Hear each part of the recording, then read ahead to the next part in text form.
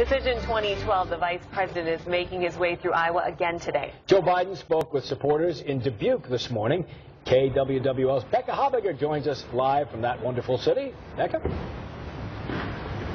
Good afternoon. Well, I'm standing here in front of the Grand River Center in the Port of Dubuque, where just about an hour ago, Vice President Biden wrapped up his 45-minute speech to an enthusiastic crowd of more than 500 people. When he took the podium, he told folks in the crowd that he feels right at home in Dubuque. He certainly has been through the key city many times in his past decades of campaigning as a politician. He said that Dubuque can act as a sort of model for the economic turnaround he'd like to see in the rest of the country. He cited Dubuque's high unemployment rate in the 80s and pointed to how Dubuque has since turned itself around with tourism and infrastructure and adding jobs.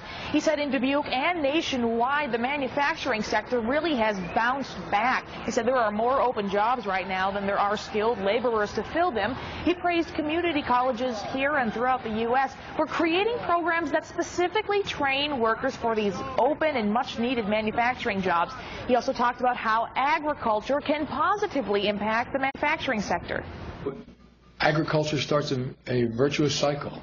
When we're selling more products abroad, when more markets are opened, when more American markets, when more American products, agriculture products are able to be sold, it starts a virtuous cycle. You've got to build more machinery.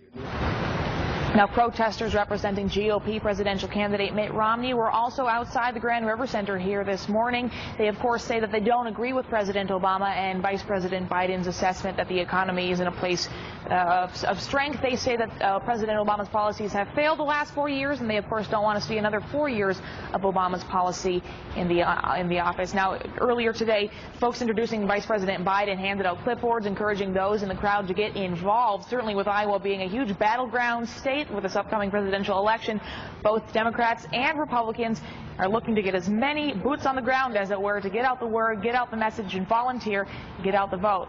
For either one could be the winner here in Iowa. Live in Dubuque, Becca Habiger, KWWL News.